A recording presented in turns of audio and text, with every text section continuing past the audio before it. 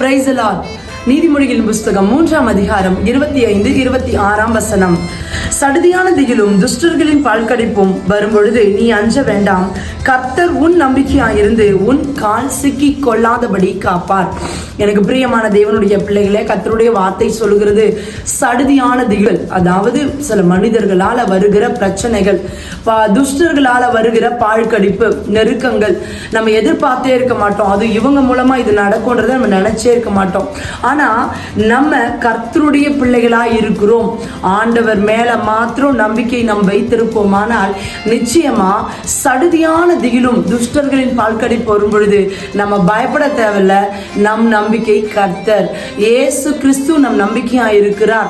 நம்ம ஆண்டவர் மேல நம்ம நம்பிக்கையை அளவில்லாம வைத்திருக்கும் பொழுது அந்த சூழ்நிலையிலிருந்து நம் கால் சிக்கிக் கொள்ளாதபடி கர்த்தர் காப்பார்.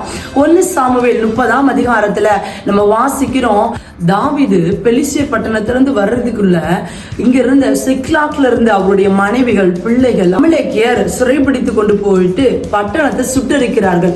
ஆனா அந்த இடத்துல வந்த தாவீது எல்லாவற்றையும் பார்த்து கர்த்தர் தன் நம்பிக்கையா இருந்தபடினால அந்த இடத்துல அமர்ந்து தேவனிடத்துல ஜெபிக்கிறார். அவர் அந்த இடத்துல ஜெபித்து தேவனிடத்துல வார்த்தையை வாங்கி கொண்டு போனாரு. நம்ம வாசிக்கிறோம் 1 சாமுவேல் 30ஆம் அதிகாரம் 19ல அவர் சிறிதாகிலும் பெரிதாகிலும் ஒண்ணு கூட குறைவுபடாம எல்லாவற்றையும் திரும்ப கொண்டு வந்தார் என்று, இழந்தது எல்லாவற்றையும் திரும்ப பெற்றுக்கொண்டார். இன்னைக்கு கர்த்தர் நம் நம்பிக்கையா இருந்தார்னா சடுதியான திகிலும் பாழ்கடிப்போம் துஷ்டர்களால வரும் பொழுது கர்த்தர் நிச்சயமாய் அந்த சூழ்நிலையிலிருந்து நம்மளை விடுதலையாக்கி தூக்கி எடுக்க அவர் ஒருவர் போதுமானவராய் இருக்கிறார். அதற்கு ஒண்ணு மட்டும்தான், நம் நம்பிக்கை எப்பொழுதும் கர்த்தர் மேல இருக்கணும்.